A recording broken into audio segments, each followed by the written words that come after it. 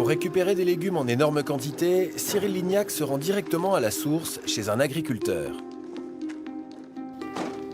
Chaque année, on estime que 15 à 20% de la production est détruite avant même d'avoir quitté le champ. Nous sommes à Ménil-le-Roi, aux portes de la capitale. Jean-Claude Guéhenec est maraîcher. À la tête d'une exploitation moyenne, 32 hectares, il produit tous les légumes de saison et les vend en direct sur les marchés, aux primeurs ou aux restaurateurs. Ah, salut. Salut Cyril. Ça va? Ça va? Je fais une enquête sur le gaspillage alimentaire. Alors, je sais que c'est un sujet qui est un peu sensible et compliqué, mais je suis sûr qu'il y a des produits qui ne peuvent pas partir à la vente, non? Ah, mais tout à fait. Je crois qu'il y a des produits qu'on ne peut pas du tout vendre parce que le consommateur n'en veut pas ou les distributeurs n'en veulent pas. Toi, tu as des choses comme ça? Ah, bien sûr. J'ai des choses comme ça. Malheureusement, j'aurais bien évité, mais j'en ai. Il y en a beaucoup? Oh, mais malheureusement, il y en a beaucoup. Allez, par contre, il faut fermer la porte. Hein. Allez, voilà. Jean-Claude accepte d'emmener Cyril dans ses champs et de lui expliquer pourquoi certains produits finissent à la poubelle. Aujourd'hui, c'est la récolte des salades, mais toutes ne sont pas vendables. Alors, tu vois, là-dedans, il y en a qui sont... c'est pas régulier.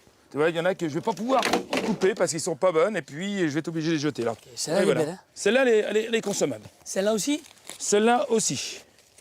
Par contre, tu vois, là, celle-là, là, c'est trop petit, j'ai pas le droit de vendre. Parce que celle-là, elle pèse moins de 100 grammes. Oh, c'est stupide, ça. Donc ça, qu'est-ce que t'en fais? C'est poubelle. Voilà. Et le consommateur qui voit une salade entre ça dans un rayon ou sur un étal de marché, bah, qu'est-ce que la cliente elle va prendre? Elle va prendre celle-là. Ouais. Donc automatiquement, celle-là, on ne va pas la vendre, donc on la coupe pas. Si moi, on n'est que deux à la maison, j'ai envie de prendre une petite laitue, je la prends. Elle est belle, cette laitue. Oui, mais cette salade-là, c'est en dessous des normes de commercialisation. Mais la salade, elle est bonne. Mais la salade, elle est bonne. Tout simplement. C'est un truc de fou, ça. On va pas les jeter, quoi. Les normes dont parle ce maraîcher établissent des critères de calibre. En France, elles ont été créées au début des années 40, au moment où se développait la vente à distance. À défaut de voir physiquement les produits, les acheteurs avaient besoin de critères objectifs pour savoir précisément ce qu'ils commandaient. Dans les années 60, l'Europe rend ces normes obligatoires. Mais effet pervers, tous les fruits et légumes hors calibre ne pouvaient pas être commercialisés. Pour réduire ce gaspillage, la plupart de ces normes ont été supprimées en 2011. Le problème, c'est qu'elles sont restées dans les mœurs des professionnels, des producteurs jusqu'aux distributeurs. Résultat, les petites salades continuent d'être sacrifiées. Ça sent bon, ça sent le frais, là. Putain, elle est magnifique, cette laitue. Celle-là, elle n'est pas vendable, celle-là. Mais qu'on foute pas ça à la poubelle. Ben, mais comment on fait? C'est ça le débat. Ben, je Comment on sais, fait? je suis là pour en discuter. C'est là la difficulté. C'est là la difficulté parce que... Quelle est la solution? Après, je comprends. Ils veulent des salades grosses, calibrées, extra. Il n'y a pas de souci, tu la payes. Mais il y a des gens qui pourraient acheter ces salades-là beaucoup moins cher et qui seraient contents de les payer moins cher.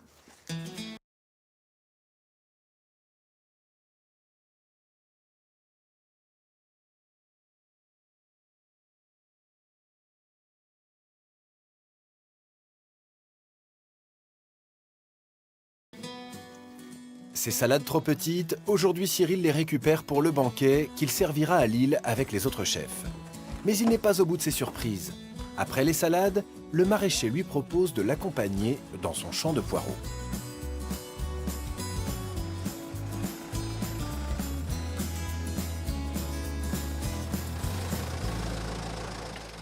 Tu vois, tout ça, c'est des beaux poireaux. T'as des gros, t'as des petits.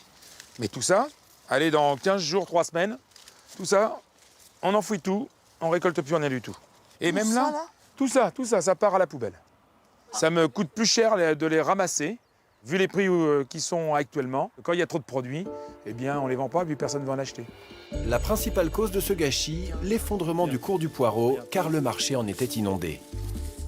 Résultat, le prix a chuté à 50 centimes le kilo.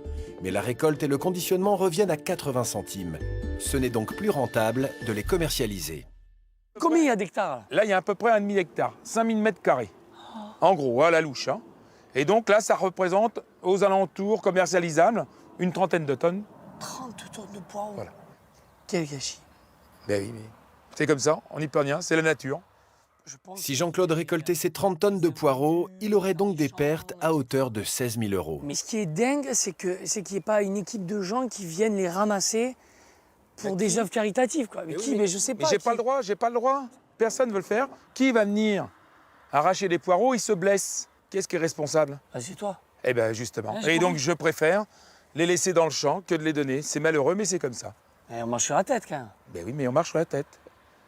On est en train de balancer là, 30 tonnes de poireaux sous prétexte qu'en effet, eh ben, voilà, ça se passe comme ça, mais on est des abrutis.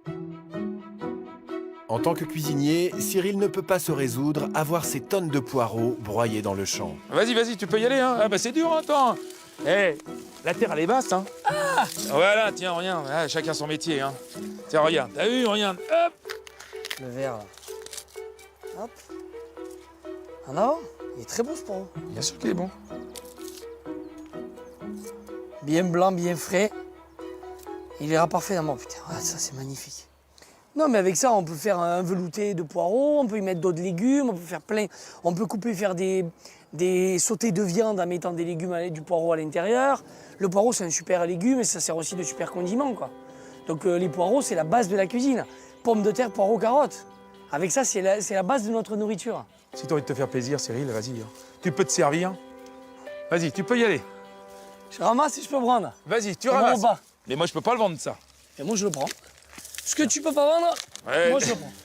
Cyril a bien l'intention de prouver que ces poireaux invendables sont tout à fait consommables. Il les récolte pour les cuisiner lors du grand banquet final qu'il organise à Lille avec les autres chefs contre le gaspillage alimentaire. T'es déjà fatigué? Non, mais c'est dur, ouais. Eh, tu comprends maintenant pour quelle raison que les gens ne veulent pas venir les ramasser? La terre est basse.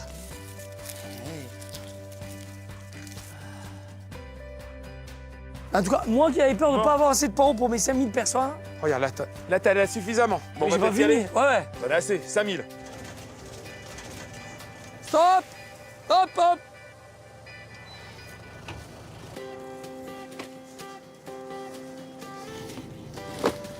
Voilà, tu vois, t'as 400 kilos là à peu près. C'est-à-dire 30 tonnes, tu vois, ça fait 1 centième. Tu peux nourrir avec tout ce qui reste là 100 fois 5000 personnes.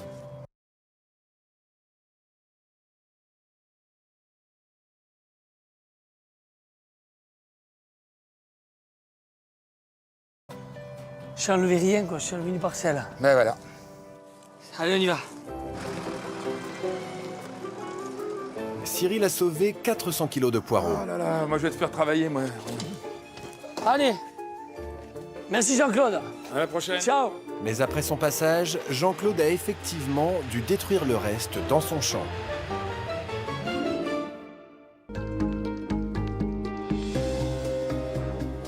De son côté, Cyril a déjà récolté 400 kilos de poireaux et des centaines de salades. Mais ce n'est pas suffisant, ni très varié pour nourrir 5000 personnes. Alors à quelques kilomètres de Lille, il a rendez-vous avec un producteur d'endives, Daniel Bouquillon. Cela fait 30 ans qu'il cultive ce produit phare de la région, avec la même passion. Salut, Daniel. Salut Cyril, tu vas bien? Comment ça va? Comme le temps, bien. Bon, il fait beau ici, c'est magnifique. Hein. Ah, on est bien dans le Nord. Alors, je suis venu voir comment tu cultives les endives. Ah bah c'est avec Et en fait, plaisir. comment ça se passe?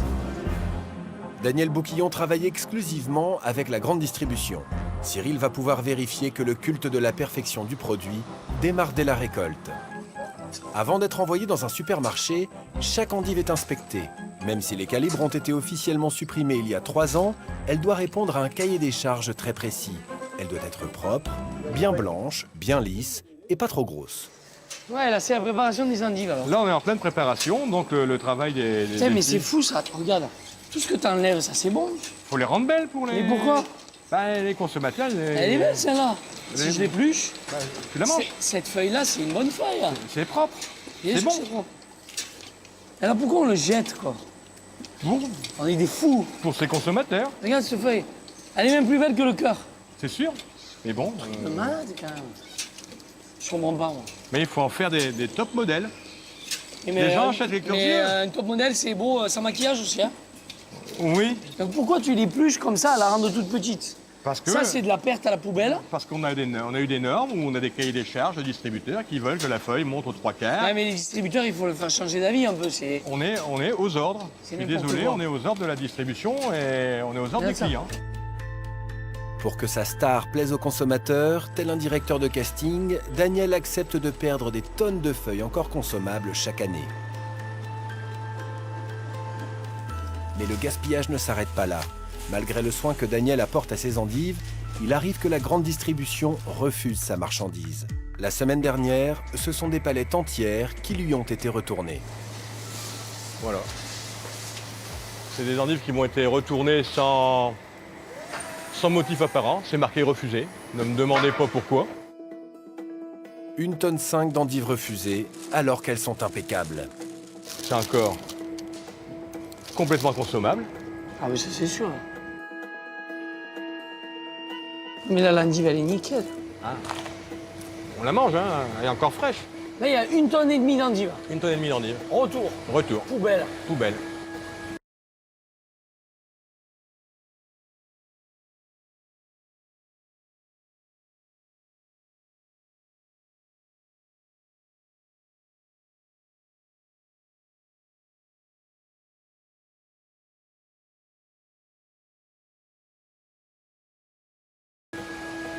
C'est fou ça. C'est un truc de fou. On me les a renvoyés, on m'a même fait payer le transport de retour. En fait ils ont le droit de quoi finalement les supermarchés? C'est pas forcément le supermarché, c'est l'agréeur. L'agréeur a le Voilà, droit, l'agréeur. a le droit de vie ou de mort sur notre produit. L'agréeur, c'est l'inspecteur au sein d'une plateforme d'achat qui accepte ou refuse la marchandise en fonction d'un certain nombre de critères objectifs, comme la couleur ou le calibre. Mais parfois, il ne motive pas son refus. Et pour cause. La peur, c'est de manquer de marchandises. Donc on demande toujours un petit peu plus. Et si le consommateur n'est pas au rendez-vous, qu'il voit qu'ils ont des stocks sur la plateforme qui sont élevés, Ils te renvoient. Donc une fois qu'elles arrivent ici, parce qu'ils ont trop commandé, ben moi je les mets à la poubelle. Je ne vais pas les renvoyer ailleurs. mais non je suis d'accord. On a perdu parfois 4, 5, 6 jours. Ouais bien sûr. Et quand même, le consommateur est attiré par la fraîcheur d'un produit. normal, Un produit qui est défraîchi n'est pas attirant. Donc ben, moi, c'est systématiquement à la poubelle. Chez Daniel, c'est 1 à 2% de sa production annuelle qui est refusée. C'est peu, mais cela représente tout de même près de 5 tonnes par an.